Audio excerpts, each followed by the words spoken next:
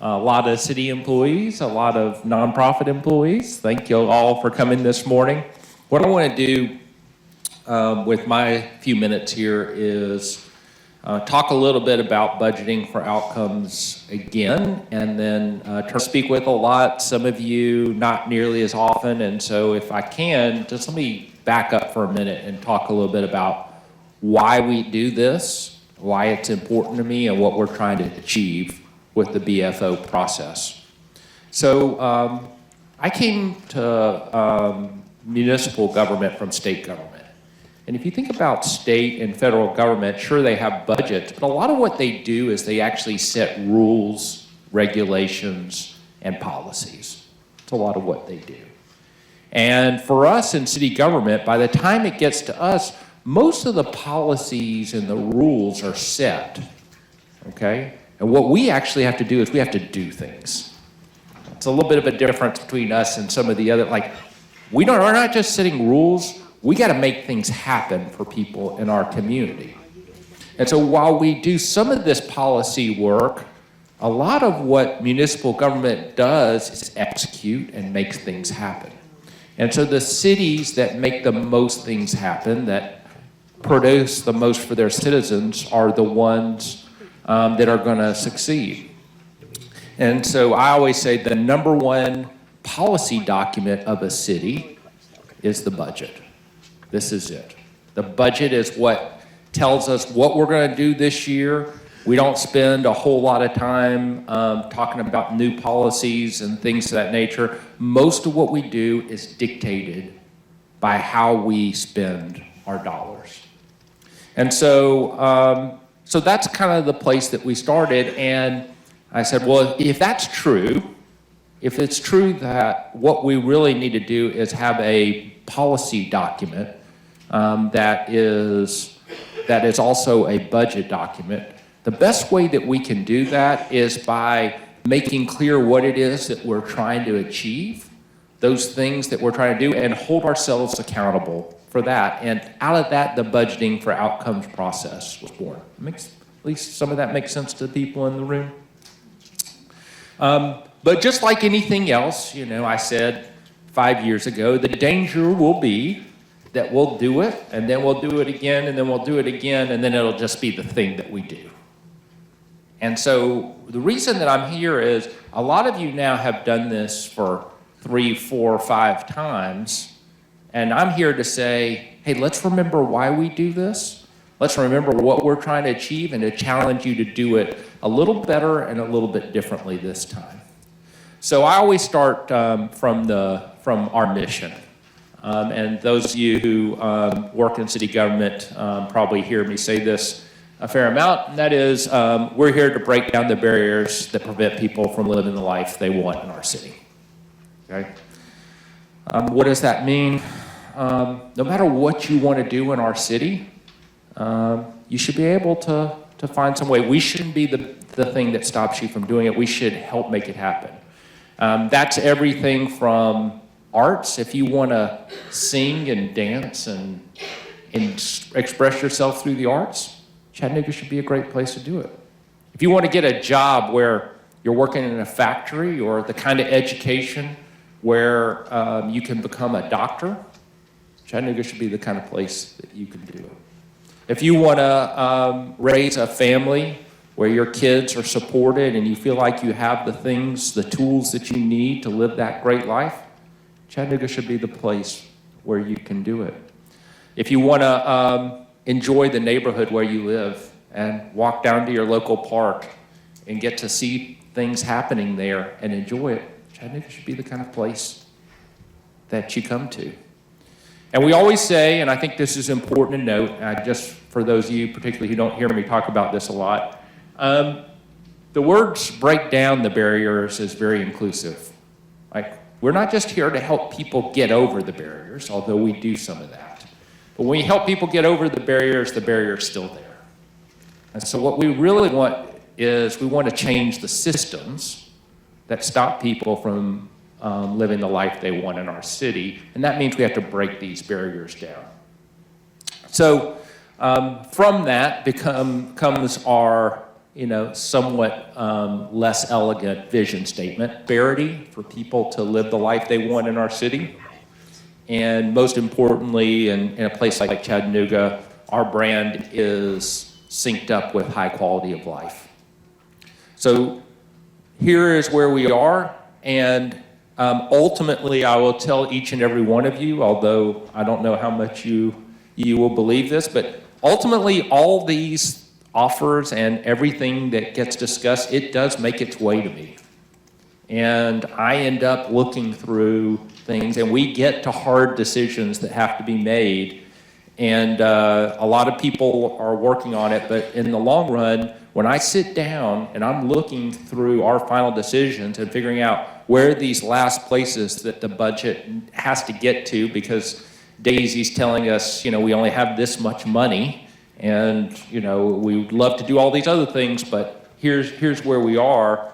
This is the lens that I look through. It's just it, and it's going to be the lens that I use this year.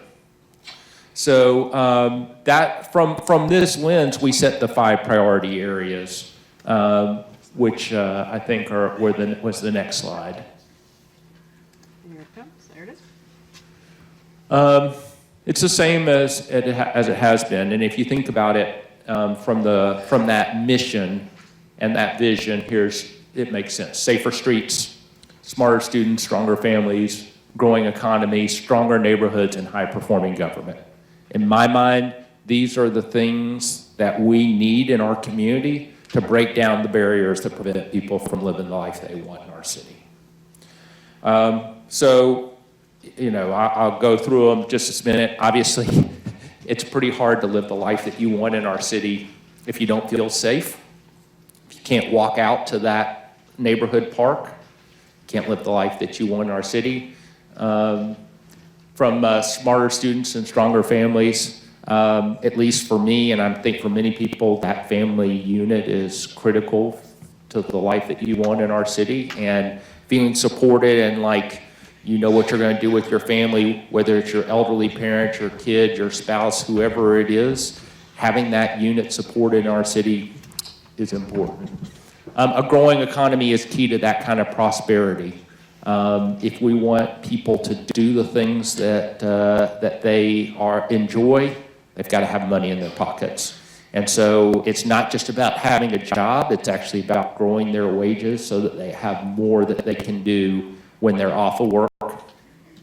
Stronger neighborhoods, obviously critical to to the life that you want in our city.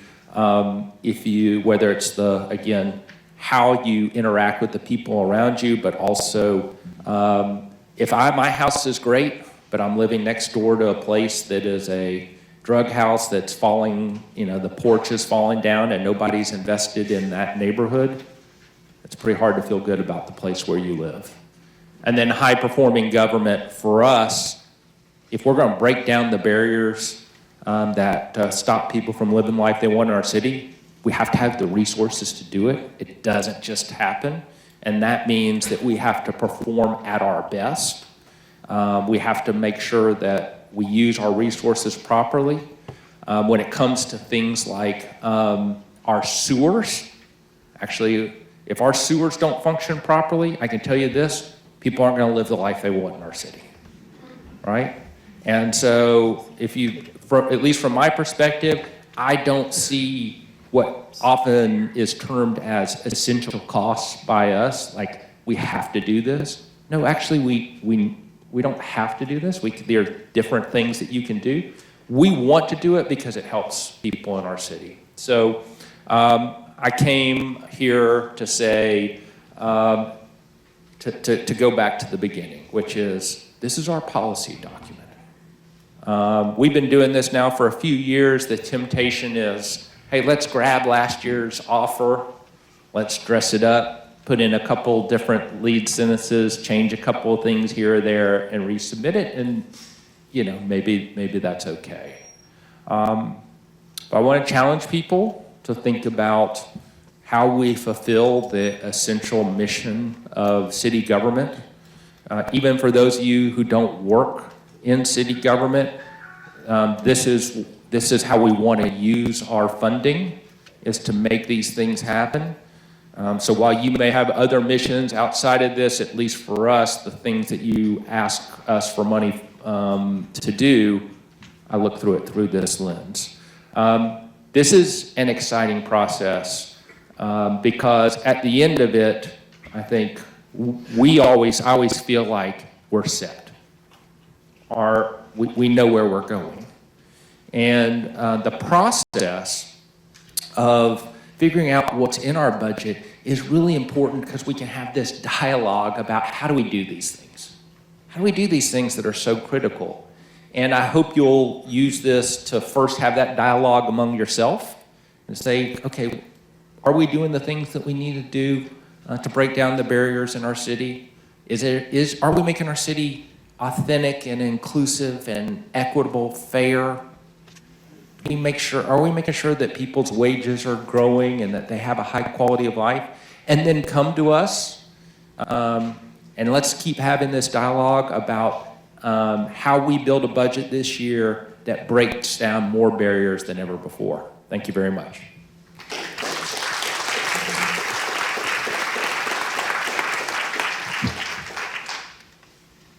That was great. Thank you, Mayor. Hello, everyone.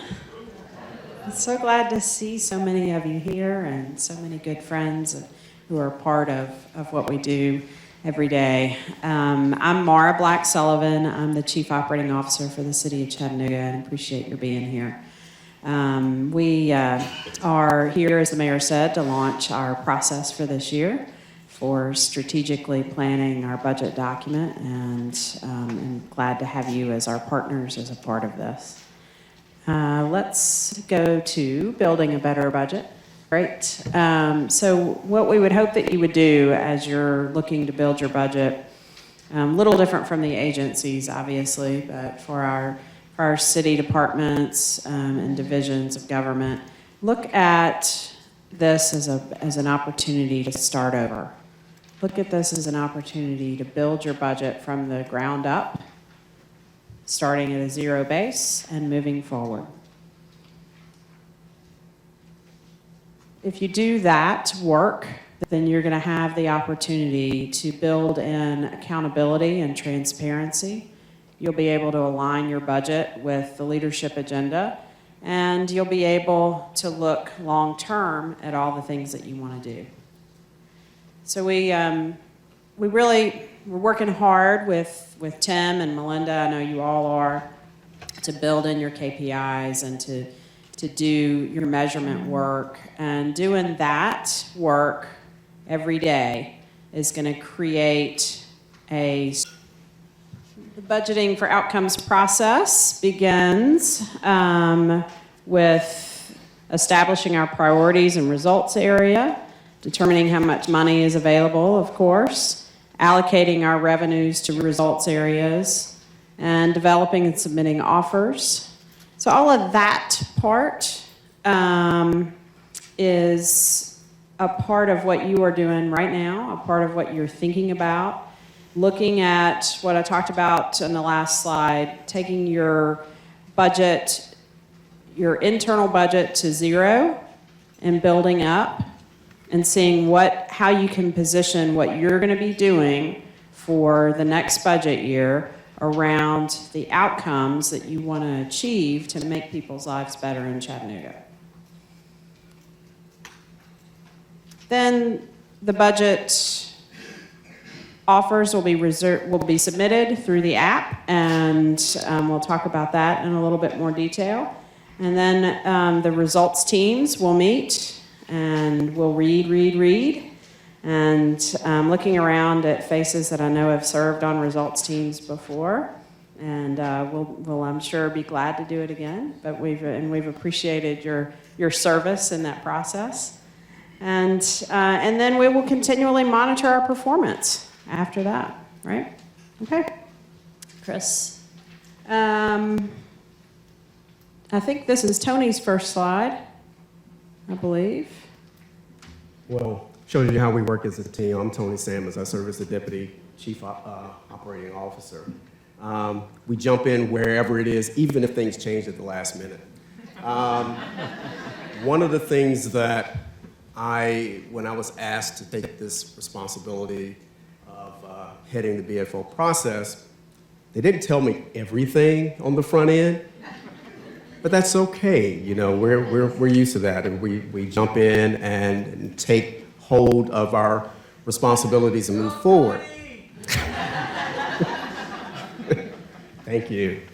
But what I pledged to do, and the whole team involved with the BFO process, is three things. The values that we want to show throughout this process is keeping it simple.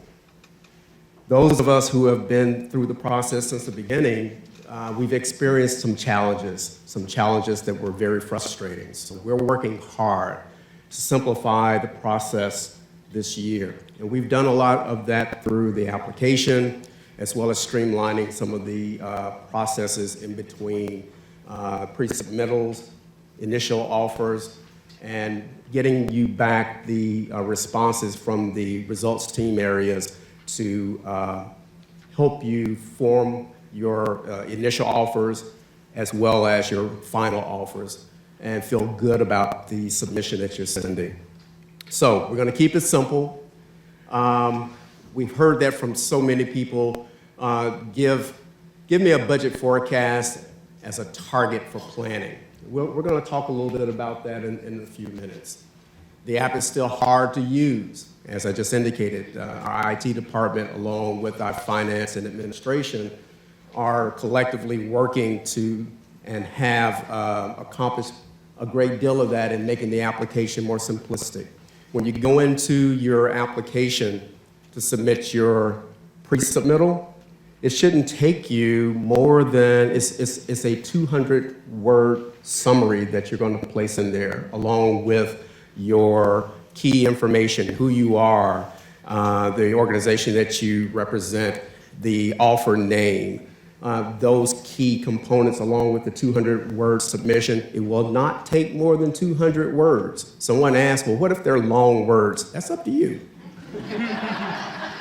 200 words is 200 words. So we're not going to spend a lot of time worrying about, Sharita's going to use these long phrases where, Jason may say, well, no, I'm just going to cut to the chase, and I'm going to use 3 words. So that's entirely up to you. However, we are giving you that, and you should be able to finish that within probably 10, 15 minutes if you already know what you're wanting to do, because all of you are already planning now, right?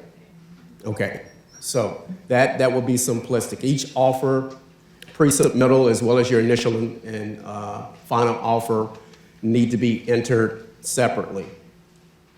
Also, that not sure what training sessions to attend, we're going to be clear about the training and the times and dates. We're going to have that posted to the website, and we're going to be, as I indicated, we want to keep it simple. We want to be communicating with you extremely well, and we're going to do that by sending a lot of reminders so you'll know what activities are taking place.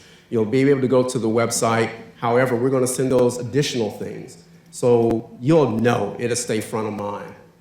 What documents are required for both the departments and our agencies. We're going to try to do our very best in providing you the information that will allow you to know what documentations are needed for your offers. And if documents are missing, we will communicate that back to you. We want to make sure, and the reason why we had you sign in and give us a lot of information, we want to update our database and make sure we're communicating with you and that you do receive our correspondence. More citizen engagement. We're doing that as well. Our citizens will be participating in our results team areas as they're reviewing all of our offers that come in. And we are going to have a different way of engaging our citizens this year. As the mayor said, trying to find new ways to spice up our work in BFO this year. We are going to launch an app, a call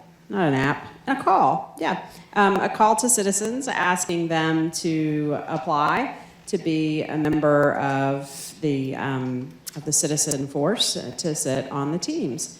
So probably Monday this will launch. So if you know people that you think would be good and would like to volunteer, people in your church or your community group, have them sign up. So the mayor can have a great list of people who may want to be involved and to sit on one of these committees, on one of the results teams.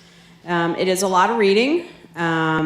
It takes a lot of time and effort, but it's a great service to the community. So we would love to have them to sit on a results team and review the work that you all write and submit.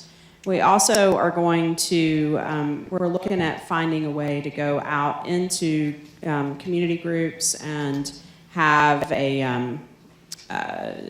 present how we've budgeted and our ideas for budgeting for this year, and to get some more feedback from citizens. So we're still kind of playing with what that looks like. We're trying to get that done before Christmas, if not even before Thanksgiving. So wish us luck in that process, and look forward to your volunteering to help us in that as well. So stay tuned. Sorry, Tony. Oh, and then I'm back up. Oh. I'm back up. Yes, the teamwork is the dream work. So one of the things that was on that list, or one of these earlier slides, was where we are with setting financial goals, setting giving us an idea of how much we can spend. Give us a projection. How much are we looking at? And that's always hard to do this early because, of course, as the mayor alluded to, we just finished the budget 2 weeks ago or something, right? The finance department is still helping you get your budgets for this year set up. And it's hard to set a projection. It's not just that, but it's also how do you project how much revenue we're going to get in, because that's what our budget is based on, right? It's based on the realities of how much revenue we get, how much sales tax we get, how much property tax we get. So Daisy has an amazing ability to know how our economy is going to perform, because she studies it, she works with it, she has tools that help her do that, crystal balls and the like. I don't want to talk about that too much, but she also, those tools are only as good as we give them the opportunity to work. Right now, it's just a little unfair to ask her exactly how much sales tax she anticipates getting this year, much less next. But she can, she certainly can give you some rough estimates based upon prior performance of our economy and based upon, some forecasts. But I don't even want to ask her to do that right now. That's why I'm talking about this slide, because I think it's still a little early to do that. But what I'm doing is letting you all, because you're all incredibly smart people, to see all of this information in one place. So our budget the last 5 years was, you see these numbers up here, ranging from $213 million to $253 million. And then you see the percent change. So we had a percent change that ranged from 1.5% to 10%. So you know that somewhere we've had some fantastic growth. You know that somewhere between, you can think about, okay, the whole Chattanooga budget is going to be somewhere between 1.5 and 10% higher than last year. And you would look at that and you would think, well, it's been pretty steady growth, but that 10%, oh, that's big. That's an anomaly because, we had the year where we captured the growth, we kept our property tax rate at this higher amount, at the amount that our assessment would allow us to do. So yeah, if you think somewhere between 1.5 and 4%, 2 to 4%, okay, I'm just going to spitball it and say, okay, what if there's a 3% growth next year and the budget was $253 million? Then that's going to be, some math major tell me how much money that's going to be for the entire city budget, and then I'm 1/12 of that, so I'm not going to do any offers that are more than that X amount. I'm not going to do all of my offers that are over that X amount. So in other words, fire, that $20 million offer that set of offers that you were going to put in. Maybe come down just a little bit. So I hope that helps kind of categorize it in your mind. You know, this is operating we're talking about, not capital. So the zoo is like giving me the stink eye over here. Like, are you cutting out our lions and tigers and bears? No, we're not. This is operating. So, all right, Tony, who's next? That'd be me again. Woohoo! What you see on the screen now are the list of individuals who will serve as our results team leads. As indicated earlier, the results teams will be reviewing all the offers that come in. The responsibility of the team leaders will be to ensure that those offers are being read, that we're collaboratively having those discussions with each of the teams, and then getting the feedback to the offer writers so we can move our process through. There are a few of our team leads here in the audience with us, and I'd like to recognize them if we could. We have new to our team, Carrie Hayes, who is the Deputy Chief of Staff, and he will be leading the Safer Streets category, and Carrie's standing in the back. Who's that guy? So yeah, this is a great way to announce that we have a new team member. Really sorry, everybody. Awkward. Yeah, so we have a new person who is joining the mayor's office. He is Mr. Kerry Hayes. He is standing in the back next to Michael Baskin. And he doesn't even start working for us until the middle of December, but he came over just to be here with you all today. And we really appreciate it. He's, as you see, is going to jump right in and be a part of our results team leadership, and we appreciate that of him as well. He will be Deputy Chief of Staff, be handling a lot of the strategic communications for the mayor and for the city, and the communications team will report to him. And we are very lucky to have him and his expertise joining the city, and we appreciate your coming. So welcome, Carrie.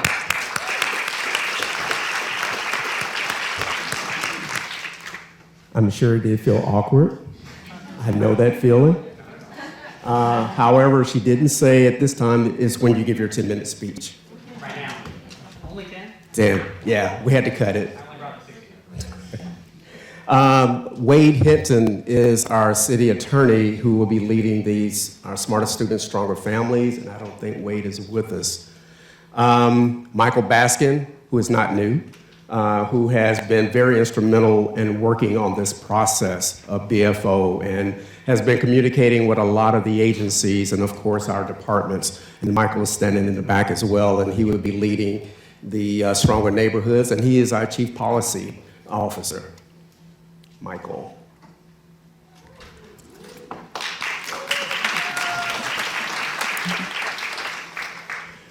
I don't know how my name got up there, but they've got me leading the team for a growing economy. I'm really excited about that. I've had the pleasure of the last few years of serving on one of the results teams. If you've not had that experience, make sure you toss your name in the hat, and we'll ensure that we share that experience with you as well. Stacey Richardson, who is our Chief of Staff, and she popped in just for a brief second. She will be leading the team that will be reviewing the high-performing government offers that come in. Chris, thank you. Here's the slide that we'll probably blank out that we want you to commit to memory. Today being the kickoff, so we've satisfied that. Our training opportunities that we spoke of, and we'll go into greater detail from our website, will begin between the time period of November 17th through January 19th. And that will be our priority sessions that we encourage all offer writers to attend, and any team members that you wish to bring aboard to give them that experience where you're basically training them and preparing them to do so going forward. December 15th, this date is in which you submit your pre-submittals. You will submit these. That date will not change. Michael kind of always gives me the bold fist when I say that. We're keeping these dates concrete as much as possible. The initial offer is when you receive your feedback from the results teams, and then you submit your complete offer for review. The review teams will take those and again provide you feedback that will help you enhance or have questions about details that are within your initial offer, and wait to receive those responses where we can then again get the feedback to you, and then the final offer must be submitted. We had some confusion with some offers last year. Some felt or thought that when they submitted their initial offers, and if you did not receive feedback, you're done. Whether you've received feedback that has questions or want to get greater detail, you have to submit your final offer. Even if you get a response back from the team that indicates, hey, this is great, everything looks good, you still have to submit that final submission by March the 9th. Any questions?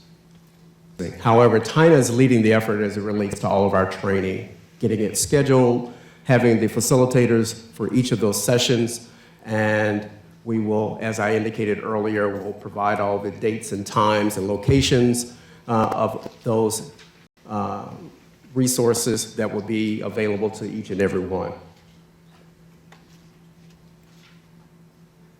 All right.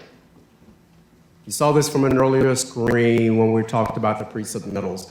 Again, I have to say this 7 times so it will stick into everyone's mind. December 15th is the deadline for all pre-submittals to be submitted. It's 200-word summary of each of your offers. This is a tool. It is a tool to be used to help you craft and to start your process of writing your offers. Do we do that in the app, or do we just email you, or how do we? Well, when you go to the site to start your pre-submittal, as I indicated, you will fill out the document, you put in your 200-word summary, and then near the bottom, there's a choice.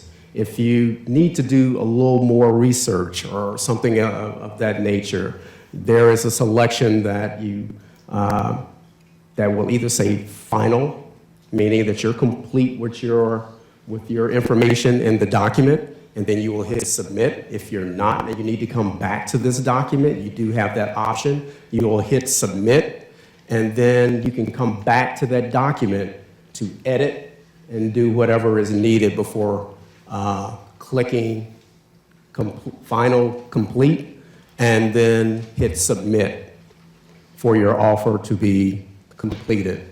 Once it's submitted, you won't be able to go back in and edit, okay? And you'll do all that on the app. It will then go into the repository. There will be on that site for your offer where you can go back and look at the list of all your offers that have been submitted. A tool that we felt that would be extremely helpful. So if you're not sure if the offer was received, you can look at that listing and it will provide all those offers that have been submitted. Our initial offer submission, again, is December 26th. It's January. Thank you. Day after Christmas, we want you to be right back in there and submit that final offer. After you finish opening those presents and enjoying the family and full from your meal, that next day, I expect those offers to be in before midnight. No, January 26th will be the deadline for the initial submissions. This, again, is you've used the pre-submittal as your tool to help craft your offers. And then you're submitting your full offer, We want to make sure that you're answering the 5 questions that are stating what your objectives and measurements are and providing your estimated budgetary numbers. We want to try to do as much as possible on the front end to help you craft and submit your initial offers. And this will allow the review team to look at everything in totality and then quickly get back responses or questions or concerns where they can get a clear understanding before you submit your final offer. It also has the ability of linking your offer to a capital project.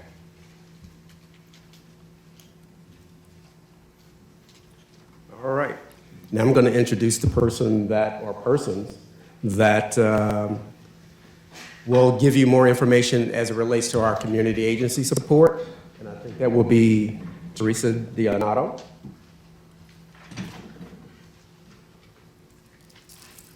Okay, I'm short, so you have to bear with me. Hi, I'm Teresa Dionato. I'm a budget analyst with the city. Some of you I've already dealt with, I've already talked to in the past for many years. We have a new member on our team that will also be helping with agency information, Chris Brown. He's in the back doing the video. Hi, Chris. Okay. Not a lot has changed for the agency submittals. How many nonprofit agents do we have here? Okay, quite a bit. How many are new to the BFO process? Okay, just a couple. Okay. I know some of you are sitting there going, I don't have any information on this app, and what am I supposed to be doing? Where am I going to get it? We will get you information. We will get you instructions. Chris is going to do a job of videotaping the training process, we hope, cross our fingers. And then, of course, we'll have the old-fashioned hard copies. So as with agencies, you'll see this sheet that was given out to you for those agencies. There's the required documents. You know, we have agency required documents that we request every single year. Your charter, your board of directors, your audits, you know, your 990s. And then there's also templates that we need for each offer that you provide. So this list is a good opportunity for you now to be gathering all that information. You know, periodically we get things and then we're always missing 3 or 4 things. It is going to be very imperative this year that you get everything in by the due date.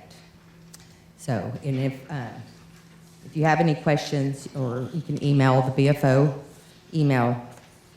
And then also, I did have one thing I wanted to mention. For those of you who have inquired to Chris or somebody recently about those that got their FY19 appropriations, and you're wondering how to get your money, okay? If you will email budget@chattanooga.gov, okay, and we will provide you an agency nonprofit appropriation invoice that will assist you. So, do we have any questions? Okay, well, thank you and good luck.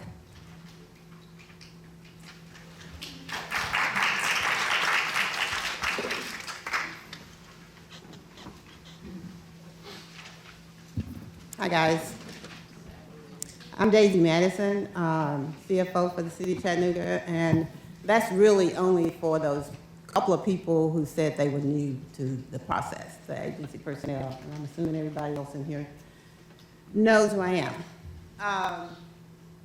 I'm tasked with the responsibility of talking about how your offers are scored. You have gone through, you have heard in great detail why we're doing this.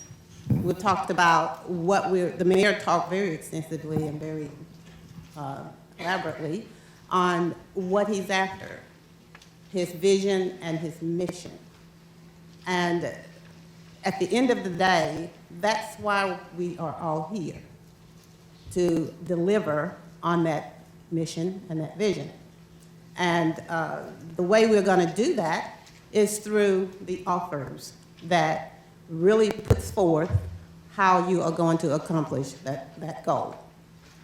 Now, when you put that offer forth, of course, what we want is the most effective, the most efficient way to deliver on that goal and at the most effective and in the most effective manner.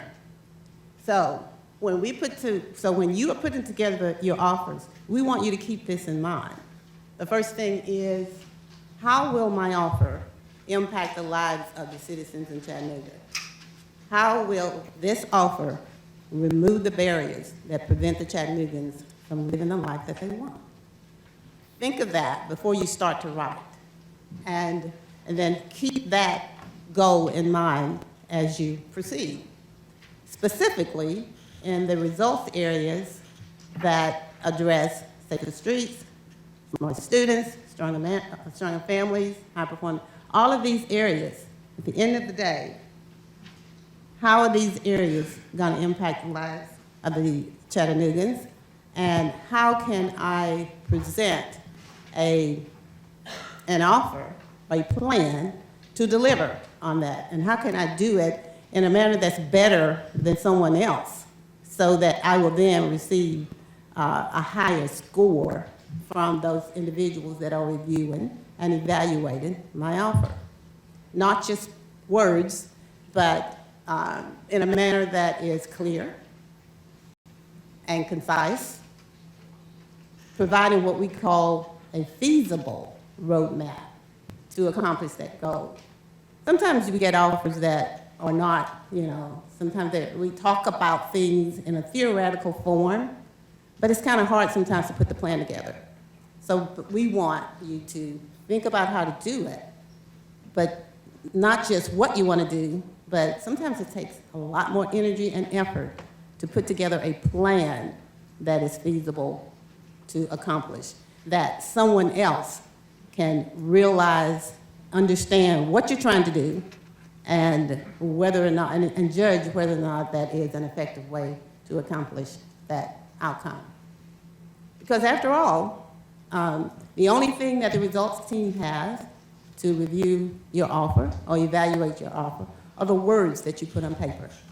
So we will be providing training in that regard to help you to sort of target the kind of issues that we're looking for, and what we're calling those is a roadmap, and as to how to achieve the outcome. So once you put that out, that measurement or that plan in place, so how do you know how do you tell if it's been accomplished? I got a plan, I've implemented the plan. How do I know that once I've implemented this plan, that it is doing what I intended it to do? It is achieving the outcome that I'm expecting and that I need and that I want. And that is essentially bringing forth stronger neighborhoods, smarter students, high-performing government. Is this happen? Did I get that result? And that's why our key performance indicators come into play. And it's very important that we articulate that as well. Now, when we come up with ideas, let's make sure those ideas are proven ideas. We don't want to necessarily be the prototype in a lot of ideas and a lot of plans that we put in place. It's okay sometimes to be innovative, and of course, but a lot of the times, make sure the things that we're doing, there are others that have done the same things. We may not have done it at the City of Chattanooga, but there may be others that have done it.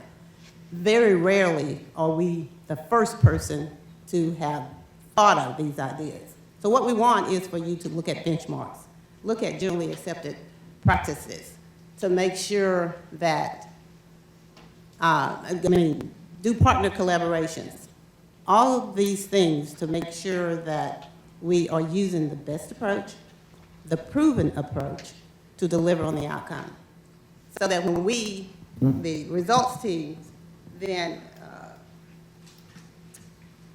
gets that offer, looks at it. You've told them what you want to do. You've told them how you're going to do it. And you've told them that there are measures, how you're going to determine if it is done, which is our follow-up on performance reporting, which Tim tracks for each offer, which, by the way, is an area that we are getting better and better at. I think when we started this process, BFO process is not just presenting budgets. It's not just presenting offers or putting a plan in place. The bigger part of that process, or just as important part of that process, is demonstrating that I have performed as I said I would in the offer that you funded. So that the next year, when I come back and request funding for that same offer, or for another offer, or for an enhanced offer, then I can demonstrate that I used the money that you allocated last year, just as I said I would, and that the outcome is as I said it would be. And if it is not, then there are clear explanations as to why. So we're not just allocating funds because it looks good on paper. We want to continue to allocate funds based upon actual performance. So that's what the taxpayers demand, and that's what you would want as well. Okay, what's the next slide here? Okay, the scoring system. I don't score, so. Because if I scored, everybody in here would get an A. So they wouldn't put me on the score team.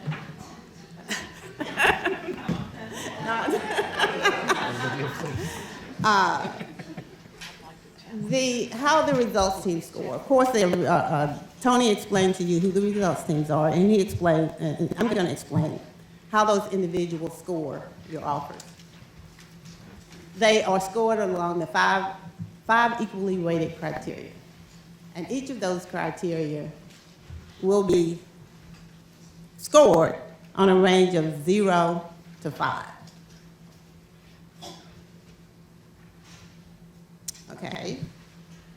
Each offer will be scored 0 to 5 based upon the 5 criteria. Each criteria, will be scored 0 to 5. And then all 5 criteria, the scores for all 5 criteria will be combined for a total score for that one offer. And that score will help the results team to determine the ranking. Of course, the higher the score, the higher the ranking. So each results team has an equally weighted vote on the score. So even if I was on a results team, I wanted my score to weight higher than the next person, and they wouldn't let me, so I said, I'm not going to play.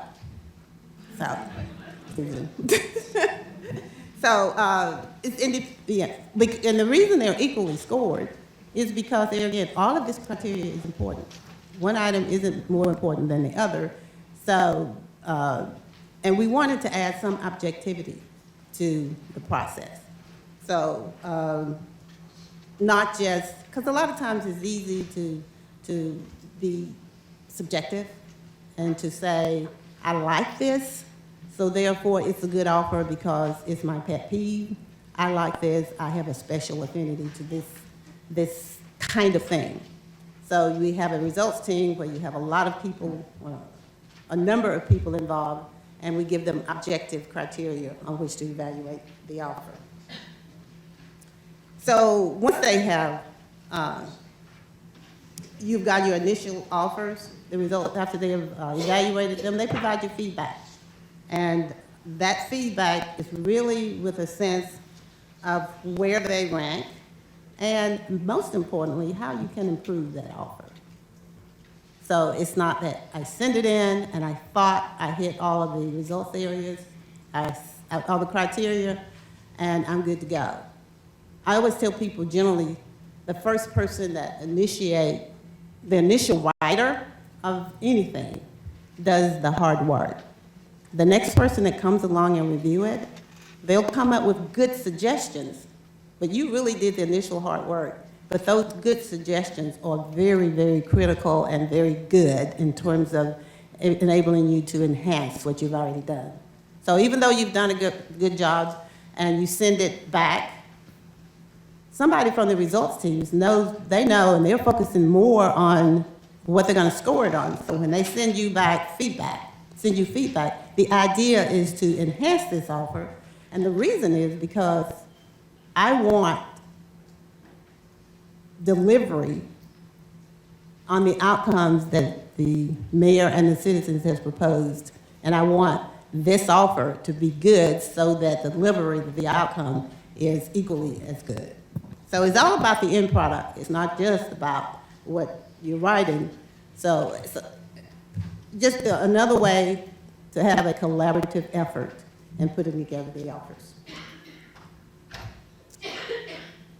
After the initial offer, so we have pre-submissions due 12/15, initial offers due December 26th. Nobody got that. January 26th. Due January, and then the final offers, I think, are due March 9, okay? And even with those, the results teams continue to do the feedback and communication. I'm still on the scoring system. I got a slide there that's different than what I am. Scoring, there you go. Thank you. You want to take me faster than is that my cue to move on? All right. I look forward to this process. And they're ranking, they're evaluating your offers. Remember that an offer, they're evaluating the qualitative aspects of your offers, as well as a value. But just because an offer is valued high, unfortunately, we can't guarantee that that offer is going to be funded at the dollar amount that you requested. I want to emphasize that because that is what I've gotten a lot of discontent or a little bit, it's challenging because we ask you and we want you to put a lot of work into putting forth great offers to provide excellent services and deliver on these results areas. And you have priced it at a level that you feel is necessary in order to deliver on those products. However, Mara has suggested that we will only have a pot of dollars. And this year, that pot of dollars was $250 million. While that's a lot of money, generally speaking, our offers come in at $270, $80 million. So therefore, some trade-offs has to happen. So just keep in mind that when you submit your offers, be as efficient and effective as you can in terms of dollars, as well as how you can do it. So think about how I can do this and how I can do it with, I don't want to say the fewest amount of dollars, but yeah, the fewer dollars as you can, because then that makes our job easier, because we hate to say, yeah, I want you to do this, it's a great offer, but then, say I can only fund it at a certain level. So we'd like to be able to fund all of them at 100%, but please don't be discouraged if we are not able to do that. And don't take it that it's not a good offer or is a futile exercise, because it really is not. Thank you. The information. However, we want to spend a few moments talking about the capital improvement plan. And Jenny Park will be doing that presentation for us. Most of you have been through this process before. It is very similar to what we did last year, and I will go through it very quickly because we're going to have a more in-depth training in 2 weeks. So you'll get an email about that training opportunity where we'll go step by step through the process. Just as a reminder, capital projects are part of the capital improvement plan, and these projects we define as one-time purchases that have a cost of more than $25,000 and a useful We got it to 50?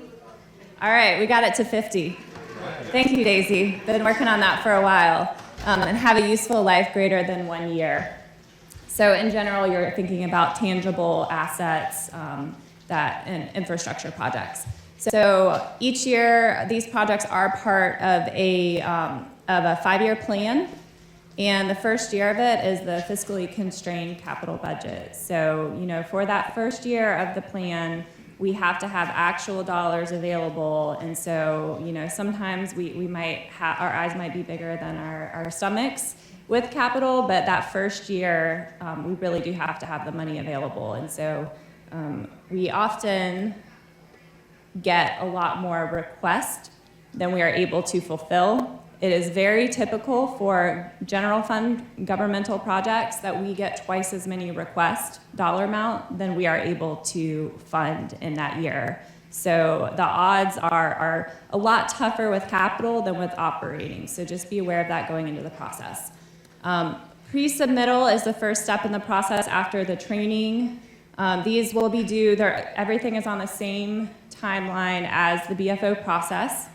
So due December 15th, a limited amount of information required. This is really to give us an indication of dollar amounts being requested for next fiscal year, as well as how those relate to the results areas. So one thing that we're doing a little bit differently this year is really focusing on how capital projects relate to the BFO results area. So we want to see how they're helping us accomplish specific goals and strategies defined within those larger safer streets, stronger neighborhoods, smarter students, stronger families areas. So project description, very limited information.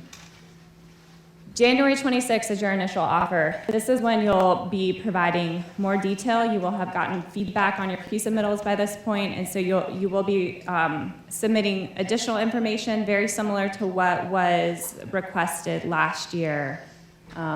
Also being submitted digitally, very similar process as last year. And note that for the initial submission, we will be asking for those project details for the entire 5-year plan, so fiscal years 2019 through 2023. The offers will be reviewed and ranked by a capital improvement committee, and this consists of an administrator or designee of each department that plans or implements capital projects. So that's something new that we started last year, and we kind of implemented it in a limited manner, and there's going to be a little bit more expansive role of the committee in this process, so they can have more ownership of the process, really provide good detailed feedback, and have more time to help in the evaluation of those projects. And again, the committee and staff will be working within the fiscal constraints set by Daisy, and so we know it's hard to not get everything you want, and sometimes there are things that you didn't think were going to be a priority, and someone tells you they're a priority. I promise capital budget is part of a really big picture implementation of policy goals that are bigger than any one of us, any one department, and it really is an important step in implementing the mayor's vision. Okay. So just to run through the process, pre-submission with recommendations, feedback from CIP committee, initial submission for FY19 through 23, review and ranking, final submission and final review, review by the mayor, and he does have various touch points throughout this process, but there's definitely a final review. Finance gives their stamp of approval after having been involved throughout the process as well. Compile the document, submit to City Council, do workshops with City Council, and hopefully get City Council approval of that 5-year plan, including the capital budget. If you have any questions, you can email them at bfo@chattanooga.gov. And if you have any questions right now, I'm happy to answer them as well. All right. Maura, is there anything else before we release to lunch?